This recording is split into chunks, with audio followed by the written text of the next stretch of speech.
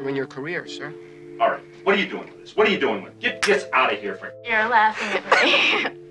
No! Yeah, you are. Hello, know that you raid his wardrobe? Give you the answer to that question, Mr. Bender, next Saturday. You think you know The Breakfast Club, 5 teens, 1 Saturday, and a detention that defined a generation.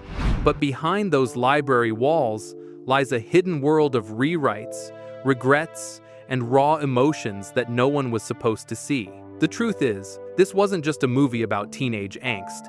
It was a battlefield of creativity, ego, and unexpected accidents that turned into cinematic history. Today, we're uncovering 25 secrets buried for decades, from deleted dream scenes to shocking casting changes, and the forgotten footage that never made it past the editing room. So, grab your coffee, lean back, and let's step inside the quietest library in Hollywood. Number 25.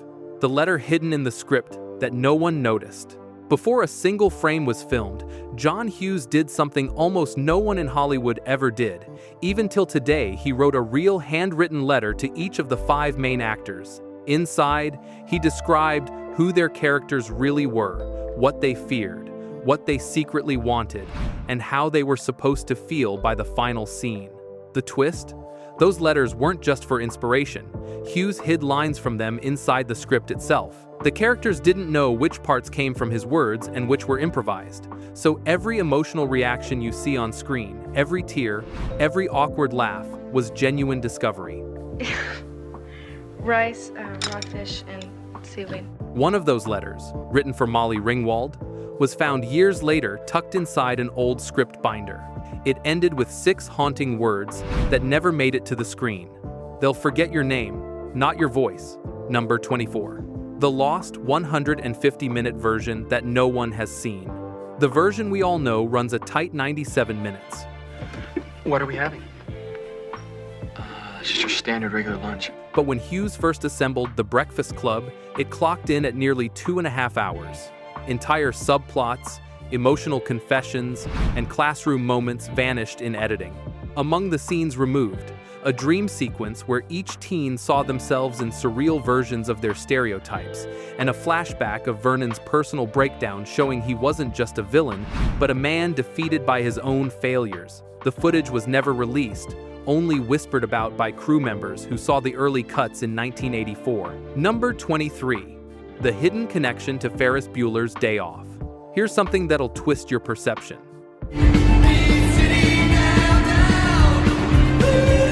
The Breakfast Club and Ferris Bueller's Day Off don't just share a director, they share a universe.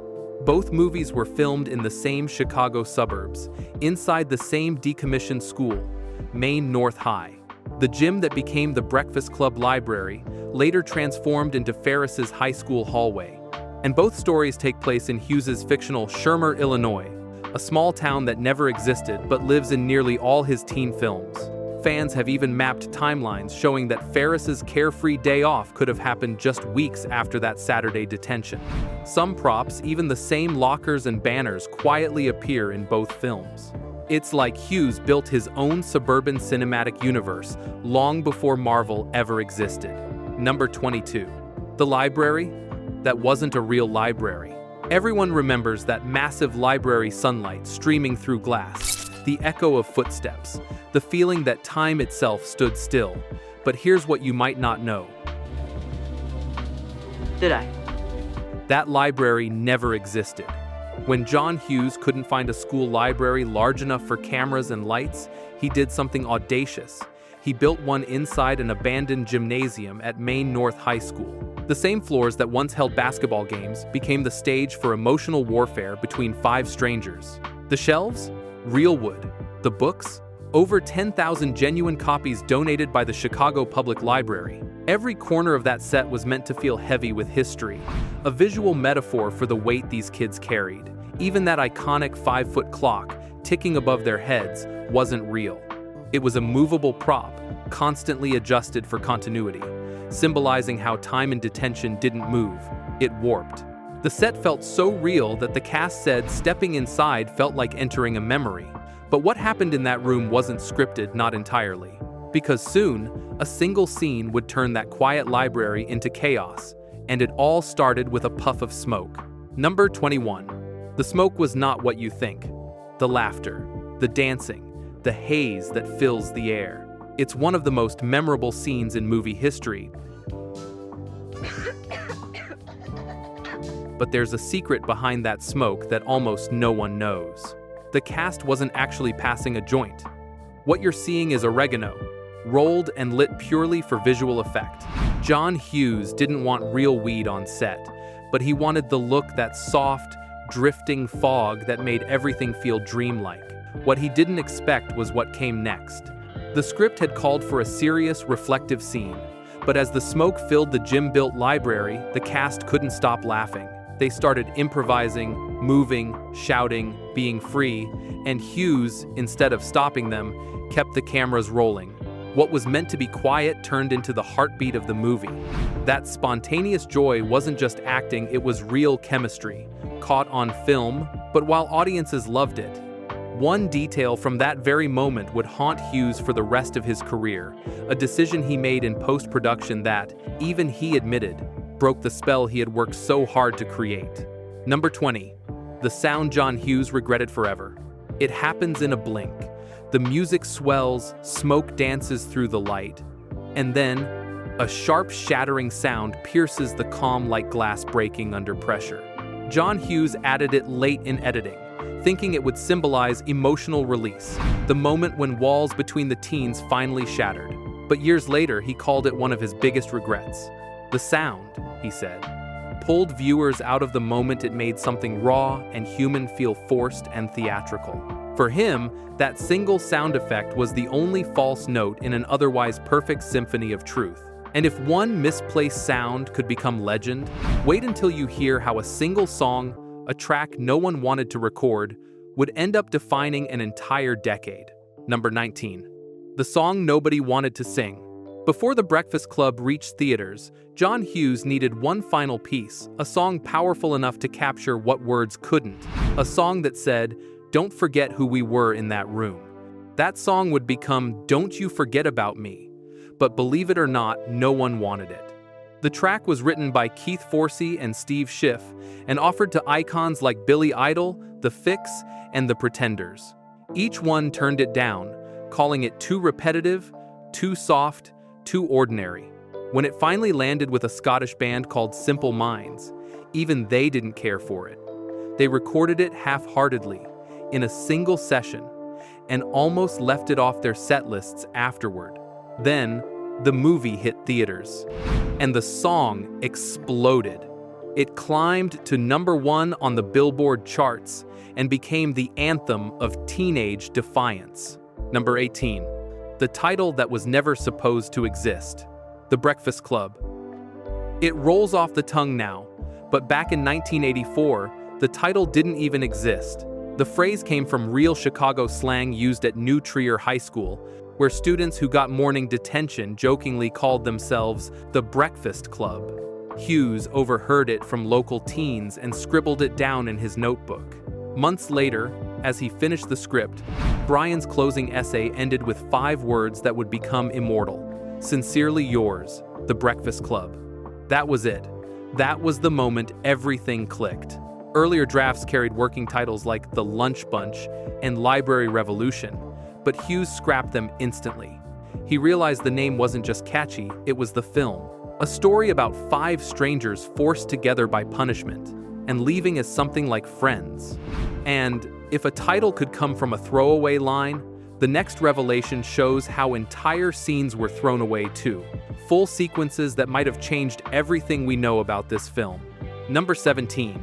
The alternate version that vanished. What most fans don't realize is that The Breakfast Club was once a very different movie.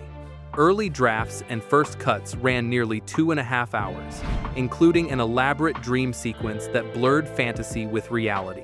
Each teen envisioned themselves trapped in their own stereotype. Brian buried in textbooks, Bender behind steel bars, Claire surrounded by mirrors. It was strange, symbolic, and hauntingly beautiful. There was also a full subplot about the teacher, Vernon showing him as a broken man who once had dreams of his own before bitterness consumed him. But Universal executives thought it was too slow, too heavy, and forced Hughes to cut it. Nearly 50 minutes of footage vanished, never released, possibly lost to time. What remains is the version we know: lean, fast, and iconic, but also incomplete, like a secret locked inside a reel. And if an entire version of the movie could disappear into dust, the next truth wasn't hidden in an edit. It happened on set in one unplanned moment that would become the symbol of teenage rebellion for the next 40 years. Number 16. The Lost Dream and the Teacher Who Vanished. There was a time when the Breakfast Club wasn't just grounded in detention, it drifted into dreams. John Hughes had filmed a full fantasy sequence where each student slipped into surreal versions of themselves. Bender as a rock god smashing guitars, Claire trapped in a mirror maze of popularity, Brian dressed like a scientist lost in his own lab, Allison floating through clouds of paper snow, and Andrew endlessly running laps with no finish line. It was symbolic, eerie, and ambitious, but ultimately cut from the film. For the rest of your natural-born life, if you don't watch your step. Then there was Mr. Vernon's secret backstory, a series of scenes showing how he once believed in his students before years of cynicism hardened him. It gave depth to the man. Audiences loved to hate, but executives thought it slowed the pace and demanded its removal. Number 15. The scene that sparked a real-life clash. There's one scene even fans still debate. The moment when Bender looks under Claire's skirt. It's brief, but it left a mark that's lasted decades. Molly Ringwald and her mother fought hard to have it removed, arguing it crossed a line, especially in a movie about teenage vulnerability. But Hughes refused, believing it exposed how invasive and cruel peer pressure could be. It stayed, but it changed everything. Ringwald later said that as she got older, she viewed that scene very differently, even regretfully. What was meant to show discomfort instead revealed something darker about the decade that created it. That small, creative standoff opened a conversation that Hollywood still wrestles with today. Number 14. The Fist That Changed Everything. It was supposed to be a simple closing shot, Bender walking across the football field, The Breakfast Club. fading into the distance as the song swells, but Judd Nelson had other ideas. As the cameras rolled, he threw his arm into the air, that defiant fist pump that became one of the most recognizable images in movie history. Nobody told him to do it. It wasn't in the script, not in the storyboards, not even in Hughes's notes. It was an instinct, a silent declaration that something had changed inside that character. Hughes loved it instantly. That one unscripted gesture became the emotional exclamation point of the entire film. Number 13. The conflict that almost ended filming. Behind the laughter and teenage bonding, there was tension, real tension. Judd Nelson, who played Bender, stayed in character even when cameras weren't rolling. He teased, argued, and provoked his co-stars, especially Molly Ringwald. His intensity was so relentless that director John Hughes nearly fired him halfway through production. But Anthony Michael Hall and Ally Sheedy defended him, saying his unpredictability made every scene feel alive. Hughes agreed reluctantly and kept him on. That decision paid off. Bender's energy became the film's pulse. Still, the air on set was volatile, balancing genius and chaos with every take. And if keeping Bender on set was risky, the next surprise shows how even the smallest details, down to a sprinkle of fake snow, carried unexpected secrets. Number 12. The Snow That Wasn't Snow. Remember when Allison shakes dandruff onto her artwork like falling snow? It's one of the film's quietest, most poetic moments, but that snow wasn't snow at all. It was grated Parmesan cheese. The crew needed something that looked right on camera under harsh lights, and real dandruff obviously wasn't an option. The result? A weirdly perfect, glowing snowfall that added an eerie beauty to Allison's imagination. That odd little moment became an audience favorite, a symbol of how even imperfection could feel pure. But for one cast member, purity didn't last long because the next discovery wasn't staged at all. It was real family, woven directly into the film. Number 11. The Family Hidden in Plain Sight. When Brian's mom picks him up at the end, and his sister waves from the car, you probably thought they were just extras. They weren't. They were Anthony Michael Hall's real mother and sister.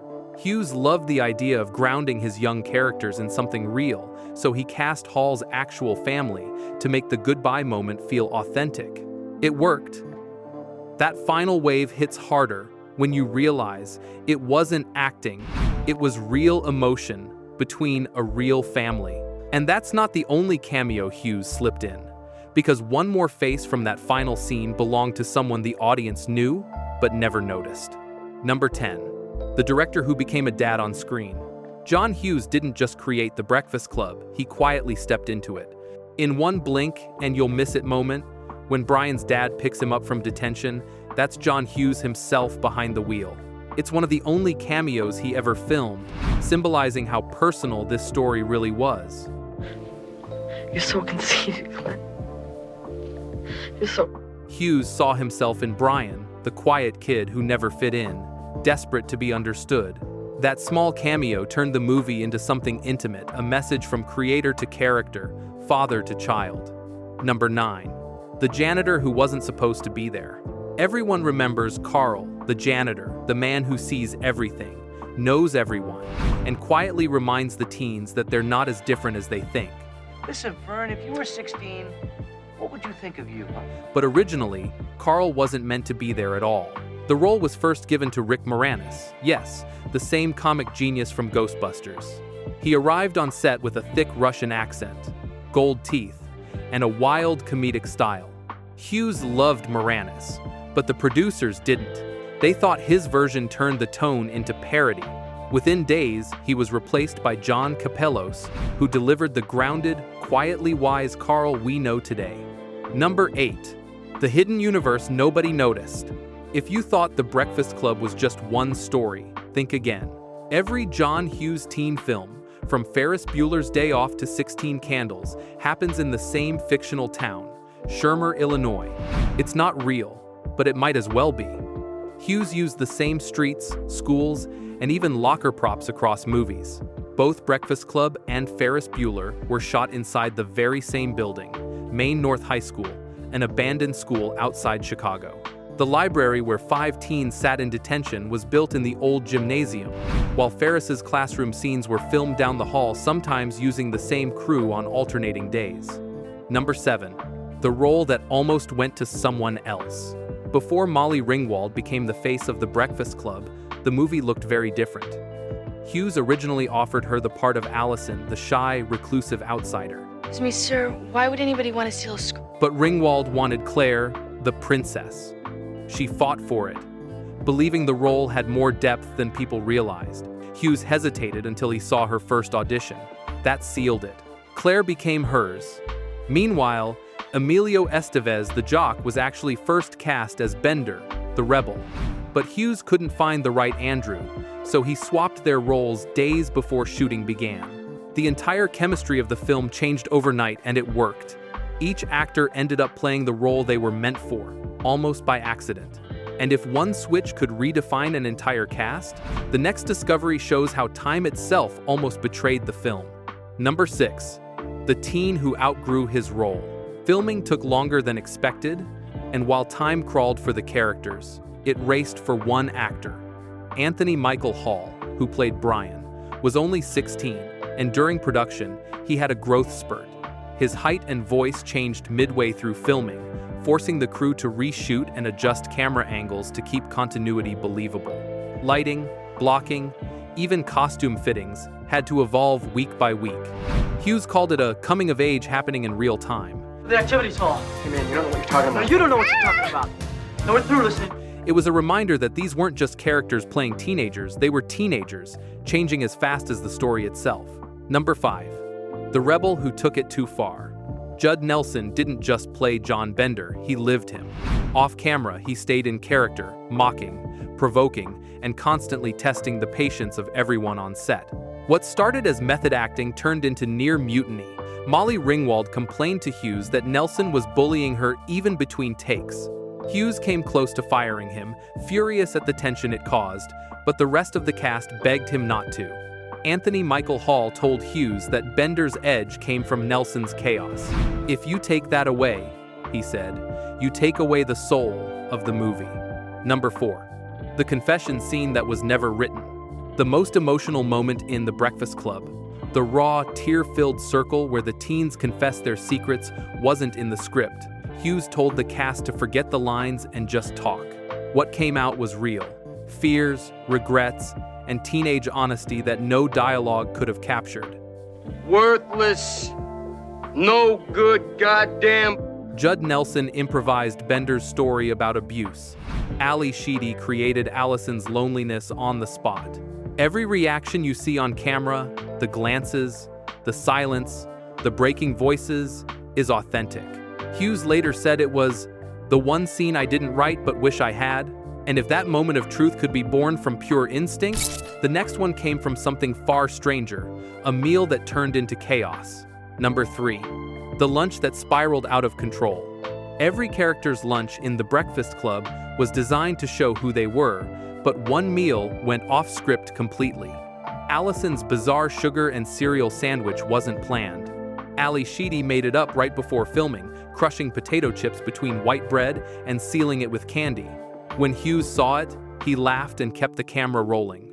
That became Allison's signature moment. But then Judd Nelson went further, improvising his disgust, mocking her, even throwing food that wasn't in the script. The tension you see in that scene? Totally real. The cast didn't know how far he'd go. That unpredictable energy turned a quiet lunch into one of the film's funniest and most revealing scenes. Number 2. The script.